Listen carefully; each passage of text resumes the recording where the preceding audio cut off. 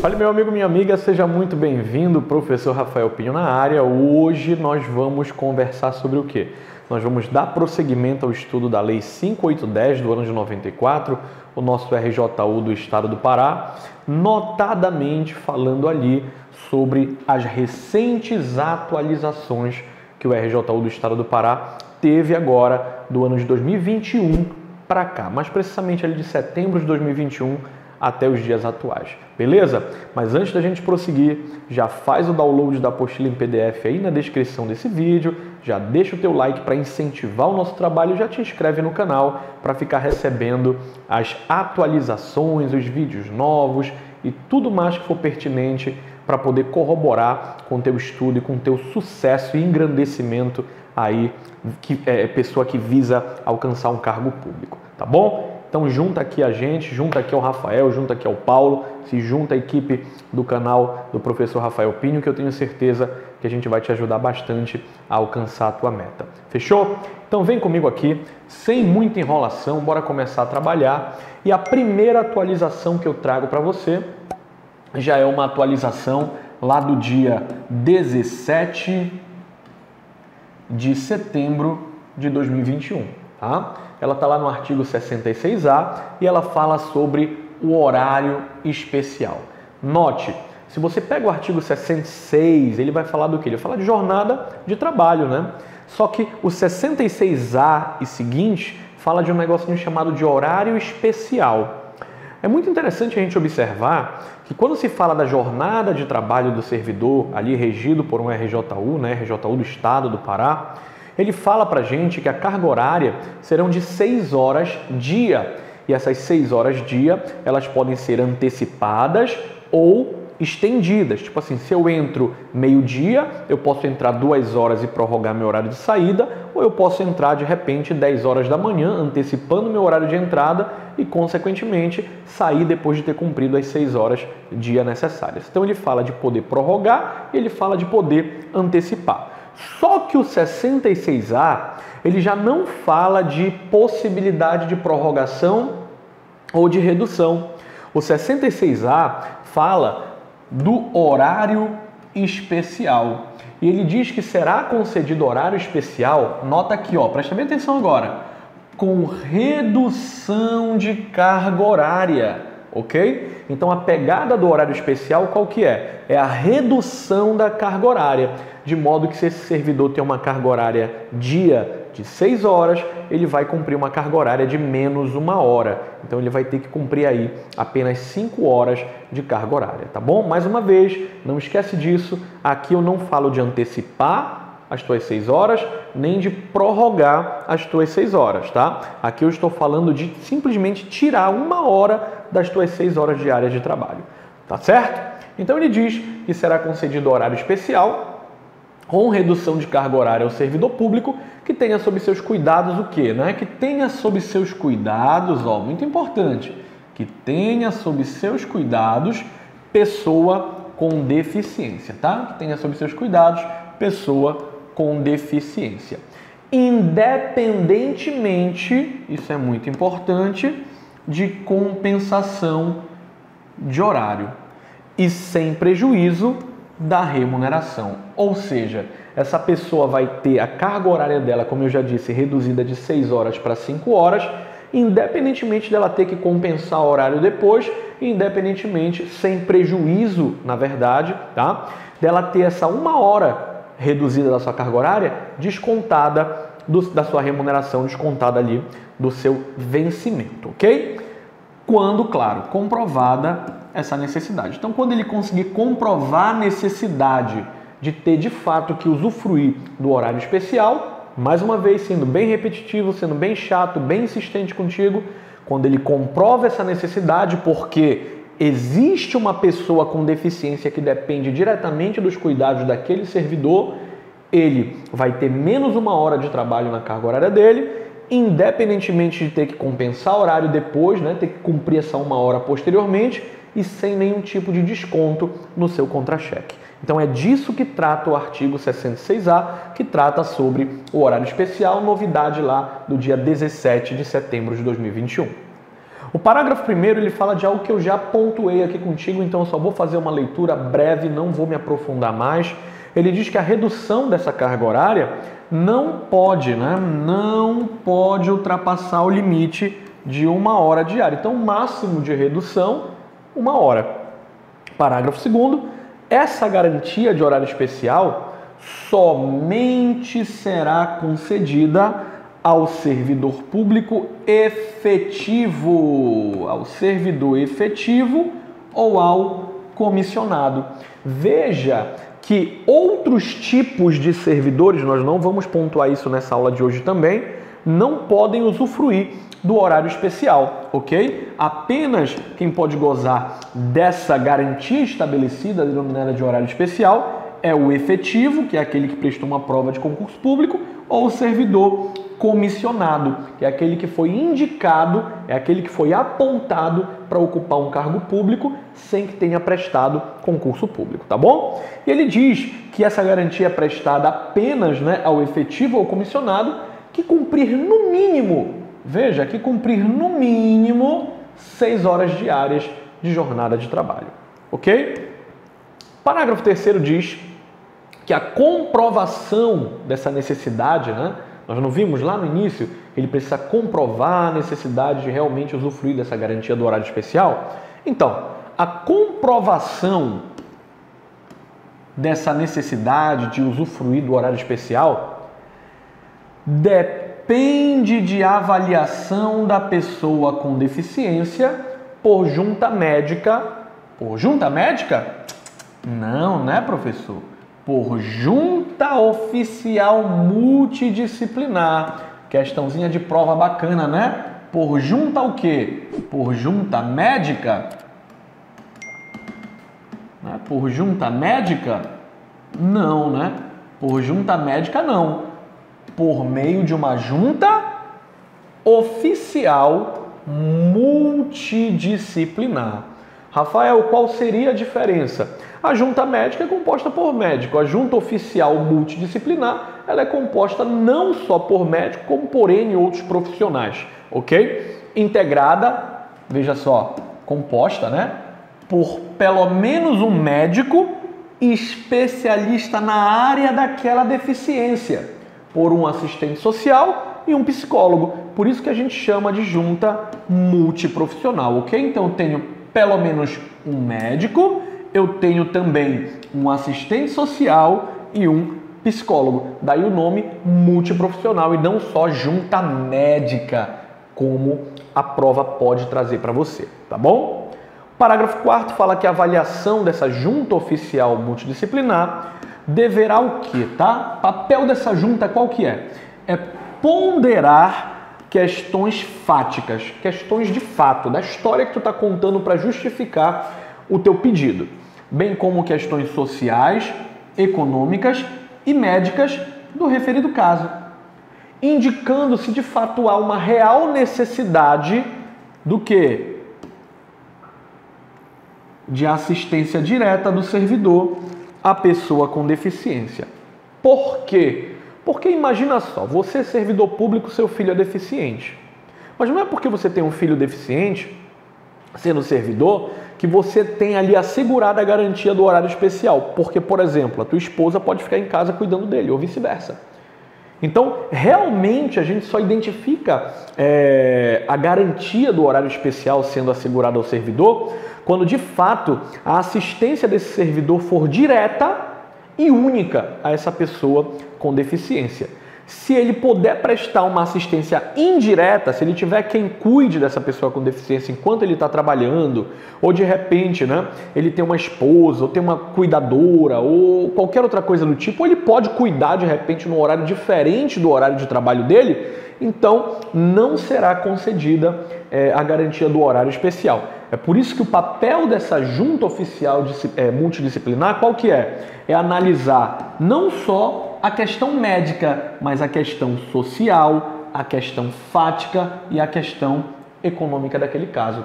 E ao final, faz um relatório e indica se realmente há necessidade de uma assistência direta do servidor àquela pessoa com deficiência.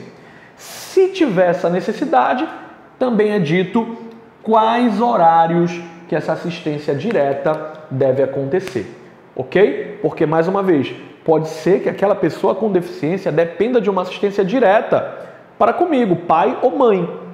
Só que imagina que essa assistência direta só acontece à noite, porque de dia, sei lá, tua sogra cuida, de dia tu tens um médico, uma enfermeira que cuida. Então, é necessário apontar em quais horários, porque essa garantia só é assegurada de fato àquele que no horário do serviço precisa estar ali prestando assistência direta a essa pessoa com deficiência que depende dele. Ok? Bora adiante. O artigo 66b, ele fala agora dos pressupostos, tá? Porque veja só, para eu conseguir a concessão, para eu ter essa concessão de horário especial, eu tenho que atentar para o quê? O que eu tenho que observar? Quais os requisitos que eu tenho que ter, de fato, demonstrado no meu pedido, para que possa ser concedida a garantia do horário especial? Inciso 1. A comprovação da necessidade indispensável, direta, da assistência direta do servidor à pessoa com deficiência. Quando não puder ser prestada ao mesmo tempo, simultaneamente, ao cumprimento integral da jornada de trabalho. Já explicamos isso. 2. A comprovação da necessidade de reabilitação da pessoa com deficiência, desde que indispensável a presença do servidor na reabilitação e incompatível com o horário de trabalho. É o tipo de situação em que só você, pai, pode acompanhar o seu filho na reabilitação, porque ele só faz a reabilitação se você estiver lá, se você estiver presente, tá bom? Então, veja, às vezes eu comprovo, ó, de manhã ele faz reabilitação, mas eu posso mandar uma enfermeira. Só que assim, ele não está mais querendo fazer lá a reabilitação, a fisioterapia, a fono, o TO, né, a terapia ocupacional dele, porque ele só quer agora se eu estiver presente. Então eu posso demonstrar isso na minha petição, tá bom? E falar, olha, administração, o que está acontecendo? De fato, ele está realizando um trabalho de reabilitação, só que a minha presença hoje em dia, ela é indispensável, né? A minha presença, ela é indispensável na reabilitação dele. E a reabilitação dele acontece no horário que eu estou aqui no MP. Então, além de ser indispensável a minha presença, ela está conflitando, ela está sendo incompatível com o meu horário de trabalho. Então, eu preciso demonstrar isso para poder, de fato, ter o mínimo de pressuposto para exigir que me seja assegurada a garantia novidade, denominada de horário especial. Parágrafo 1º. Havendo a acumulação legal de 2 cargos, então Rafael trabalha na SEDUC de manhã e à tarde no MP, ou à tarde no DETRAN, de repente, se puder acumular, claro, tanto que ele diz, havendo a acumulação legal de 2 cargos, a redução da jornada de trabalho, ela se dará em apenas um deles. Então, se eu tiver a acumulação legal de 2 cargos, eu não tenho como conseguir a concessão do horário especial para o cargo A e para o cargo B. No cargo A e no cargo B. No órgão A e no órgão B. Eu só posso conseguir uma garantia de horário especial se eu tiver a acumulação legal de 2 ou mais cargos. Parágrafo 2º. No caso de haver 2 ou mais servidores responsáveis pela mesma pessoa, então pai é servidor do Estado, a mãe é servidor estadual também, e é isso que ele diz. No caso de haver 2 ou mais servidores responsáveis pela mesma pessoa com deficiência, ambas enquadradas nas disposições do artigo 66A, que nós já falamos aqui, olha o que ele diz. A somente um deles será concedido horário especial. Então, pai e a mãe são servidores. O filho é deficiente, por exemplo. A gente está falando muito de filho aqui, mas pode ser qualquer pessoa que dependa diretamente de você, tá? Tua mãe, teu pai, enfim. Eu não tenho como conceder horário especial para o pai e para a mãe. Porque basta um para levar essa pessoa na reabilitação.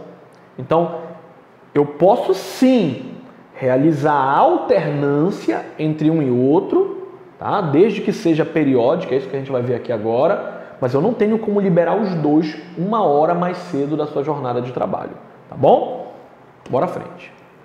O 66C fala que o pedido de horário especial deverá ser dirigido aos titulares dos órgãos. Quem é o titular? A autoridade máxima do órgão, né? No caso do Ministério Público, Procurador-Geral de Justiça. No caso do Detran, a atual diretora do Detran. No caso da SEDUC, o secretário de Educação. E por aí vai, tá bom? Então, o pedido de horário especial deve ser dirigido aos titulares dos órgãos ou entidades estaduais, que são os responsáveis por o quê? Por autorizar. Desde que sejam atendidos os requisitos do artigo 66D, que é o que nós vamos ver agora. O 66D fala quais são os requisitos, o que eu preciso na hora de realizar o meu pedido de horário especial, o que eu preciso apresentar junto com o meu pedido a título de prova. Aí ele diz assim: o pedido de horário especial deverá ser instruído, deverá ser acompanhado, entre outros, dos seguintes documentos. Primeiro, laudo médico que comprove a deficiência emitido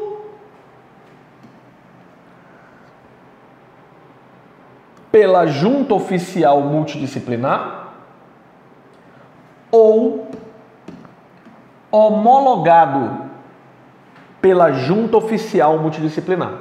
Temos duas coisas aqui. Então, um laudo que comprove a deficiência que foi emitido pela Junta, ou um laudo que de repente foi emitido por um médico particular, que posteriormente foi validado, foi homologado pela Junta. Então, pode ser médico particular aqui para emitir laudo? Pode, desde que esse laudo seja validado, homologado pela Junta Oficial Multidisciplinar. 2.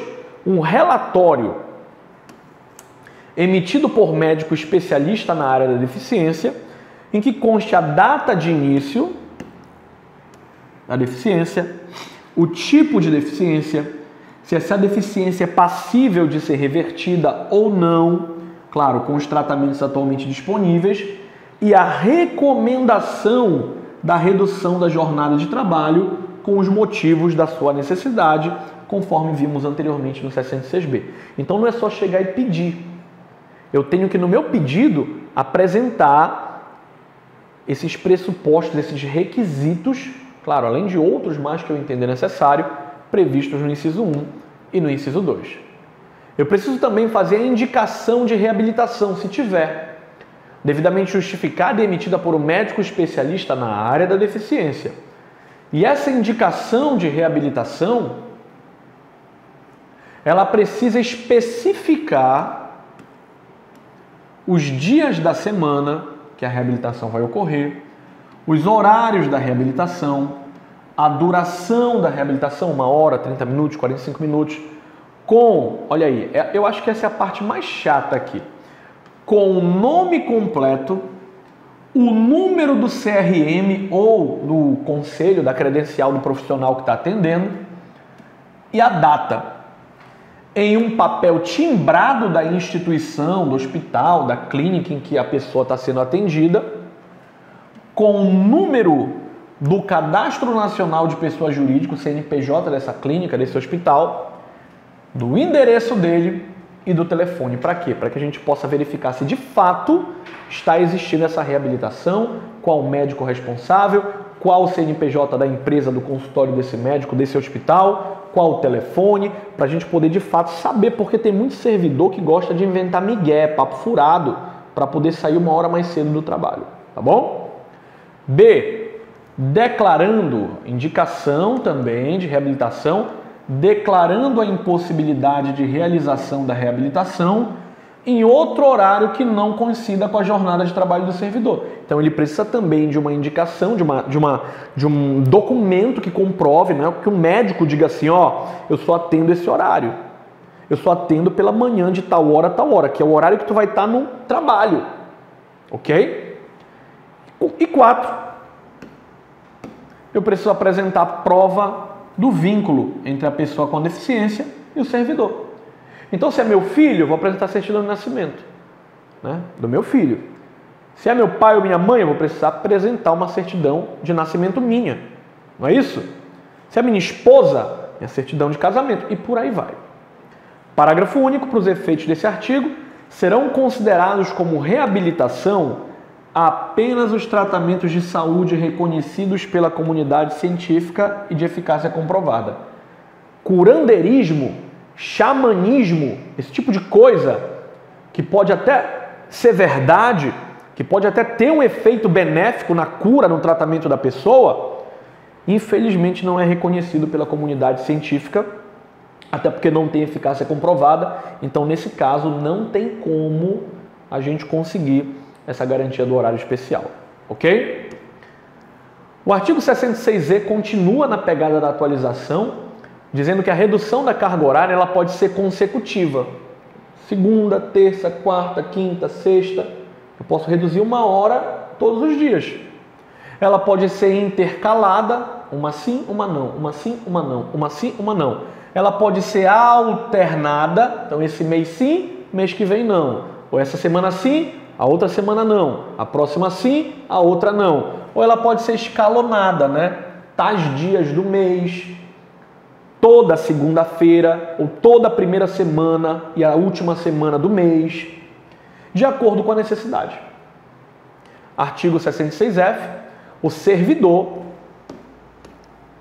deverá reapresentar, isso é muito importante, reapresentar os documentos estabelecidos lá no 66D anualmente.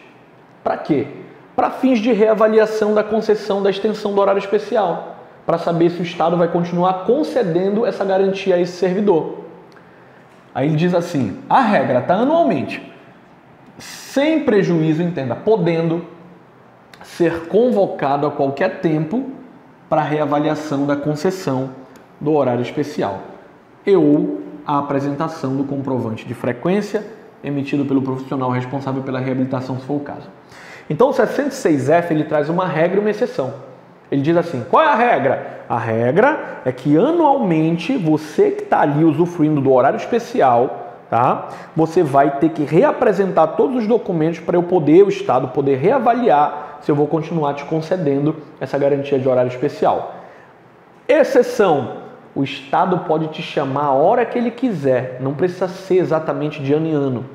Ele pode te chamar uma vez no mês, ele pode te chamar uma vez a cada 6 meses, não interessa, tá? Ele vai te chamar a hora que ele quiser te chamar para reavaliar a concessão do horário especial ou para você apresentar o comprovante de que realmente você está tendo frequência lá no médico, na clínica que está fazendo o tratamento, a reabilitação da pessoa a qual você tem que cuidar, tá bom? Esse comprovante de frequência, ele tem que ser emitido pelo profissional responsável pela reabilitação, se for o caso, ou pela clínica ou pelo hospital. Perfeito? O 66G diz que a redução da carga de horário, ela se extinguirá com a cessação do motivo que houver determinado. Então, Deus assim permitiu que aquela pessoa que tinha uma deficiência se reabilitasse, ela hoje está feliz, ela está saudável, ela está contente. Então, consequentemente, se não precisa mais, se ela não tem mais aquela deficiência, se ela não precisa mais de um atendimento direto no que diz respeito a você, servidor, então, junto com a resolução da demanda da pessoa que tinha deficiência, se extingue também a concessão do motivo que houver determinado, tá bom? Extingue-se também a concessão do horário especial, é isso que eu quero dizer. Independentemente de qualquer ato extintivo da autoridade pública. O 66H fala que a redução da carga de horário será considerada como um efetivo exercício para todos os fins. O que isso quer dizer? 6 horas é a tua carga horária. Ainda que tu trabalhe só 5, sendo beneficiado pelo horário especial, será contabilizado como sendo 6 horas de efetivo exercício. Artigo 72, considera-se como de efetivo exercício para todos os fins o afastamento decorrente de quê? O 72, ele já não fala mais de nada a respeito de horário especial. O 72 já não é mais da família do 66. O 72 é outra novidade, é outra atualização que nós tivemos, só que essa ocorreu no dia 3 de dezembro de 2021, acrescentando o inciso 19 no artigo 7.2.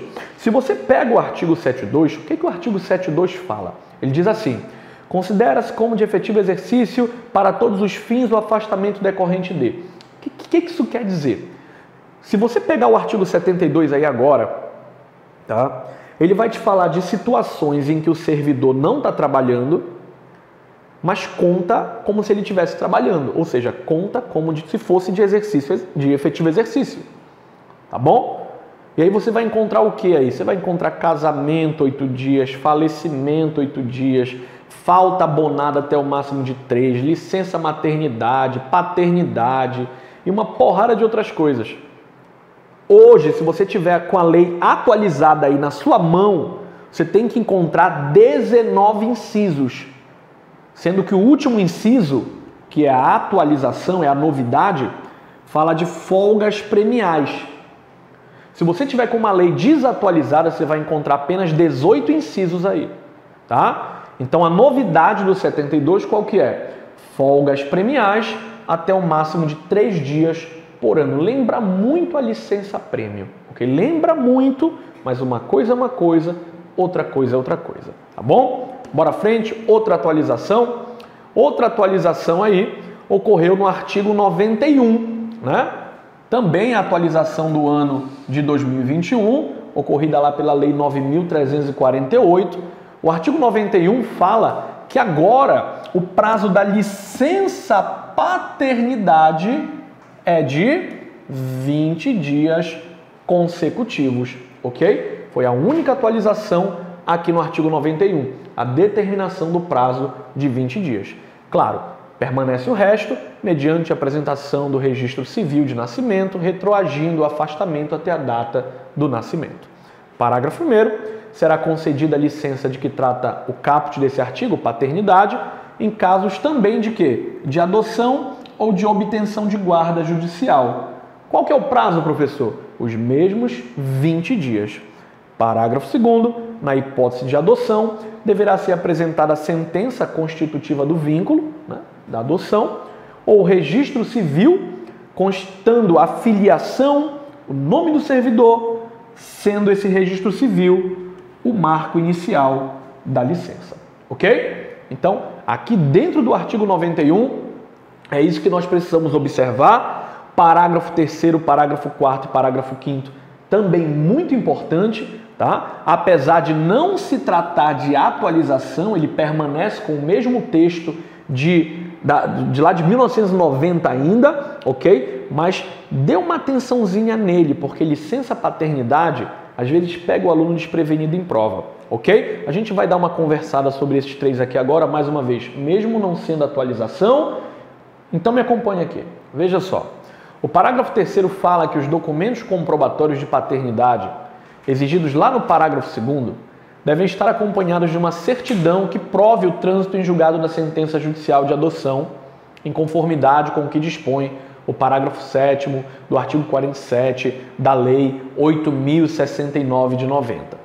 O parágrafo 4º, tratando-se de guarda judicial para fins de adoção, deverá o servidor apresentar o respectivo termo outorgado pelo juiz competente, retroagindo o início da licença à data de expedição desse termo ou do documento equivalente. Eu não estou aprofundando nisso porque o objetivo dessa aula não é falar de licença paternidade, combinado?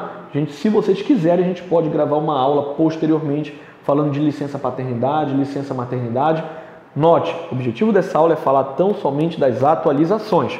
Eu que já botei isso como brinde aqui para a gente discutir.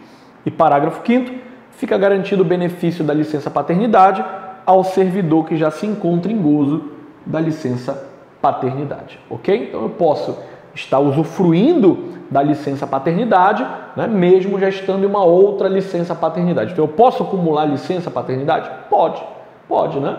Posso sim, sem problema nenhum. Bora à frente. Artigo 100A, outra novidade. De quando? 18 de novembro de 2021. Então foi aquilo que eu falei lá no início, né? Nota que o ano de 2021 foi repleto de atualizações no RJU estadual. E ele vai falar aqui de um negocinho chamado de folgas premiais, né? Folgas premiais.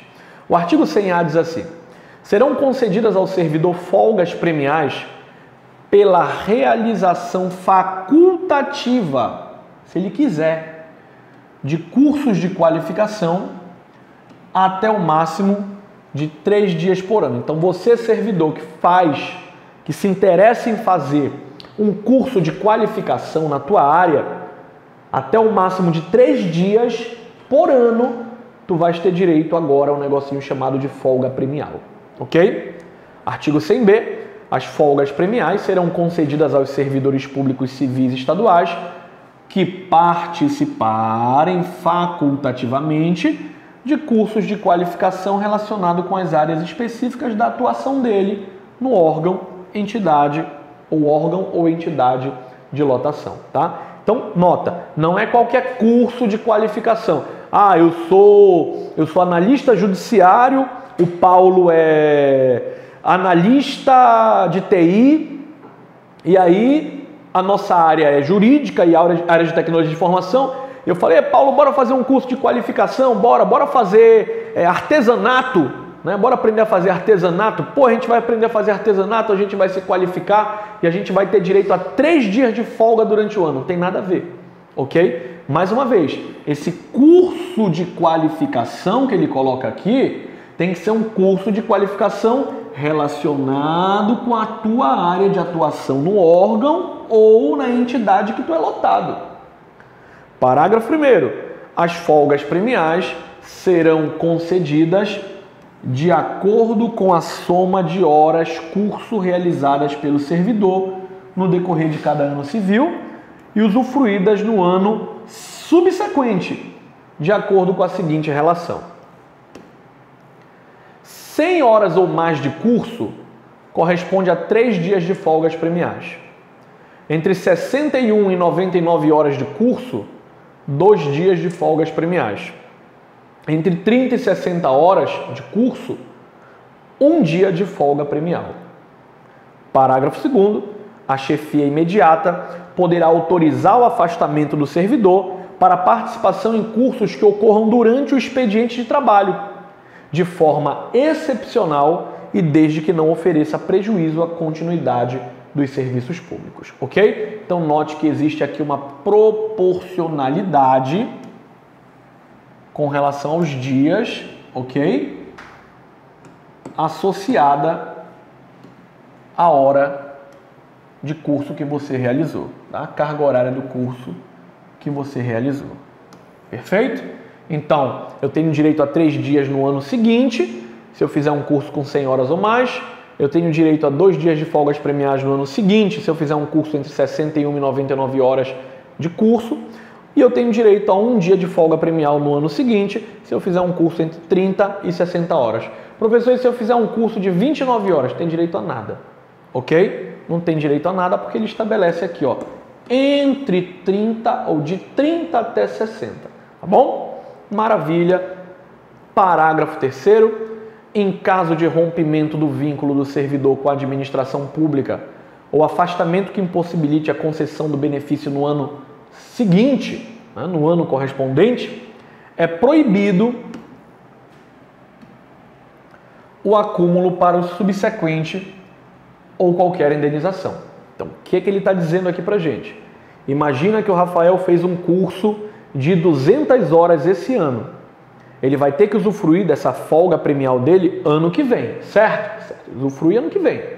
Só que ano que vem aconteceu alguma coisa, o Rafael não, pediu uma licença, teve que se afastar. Vamos entrar no mérito. Ele só não vai conseguir usufruir dessa folga premial dele. O que acontece?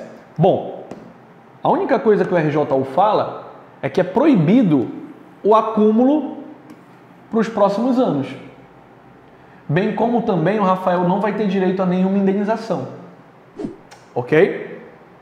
Ah, professor, então ele perde? Então, eu não vou entrar nesse mérito, porque o RJU não fala nada disso. Ele não diz que perderá. Ele só diz assim, em caso do servidor romper o vínculo com a administração, ou dele se afastar e isso impossibilitar a concessão do benefício no ano correspondente, é proibido que ele acumule para o ano seguinte ou que ele venha a requerer qualquer tipo de indenização por conta dessa folga premial. Artigo 100C. o disposto nessa seção não se aplica aos afastamentos do 26 e do 27 dessa lei.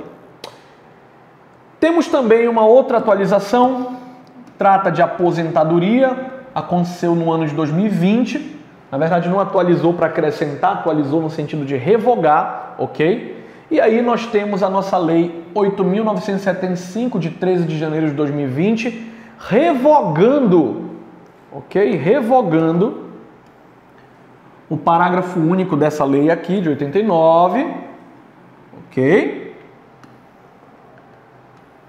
Entra em vigor na data de publicação, 13 de janeiro de 2020, fazendo o quê? Revogando o trecho que fala de aposentadoria dentro do RJU estadual, tá? Então ele coloca pra gente aqui, ó, essa lei altera, acrescenta e revoga os dispositivos da lei tal, da lei 5810 de 94, artigo 3º fica revogado, parágrafo único do artigo 2º da lei tal, e seus artigos 110, 111, 112, 113, 114, 115 da nossa lei 5810. Então, qual foi essa atualização de 2020? A revogação do 110, 111, 112, 114, 115 da 5810 de 94. Ok? E é isso que a gente tinha para falar. Espero que você tenha gostado, espero que a aula tenha sido instrutiva, tá? Vale muito a pena baixar esse PDF, vale muito a pena ter uma lei atualizada aí para você poder estudar. Cuidado, não vai estudar com lei velha. E mais uma vez, se você gostou desse vídeo, deixa um like. Eu fico por aqui, até a próxima. Tchau, tchau!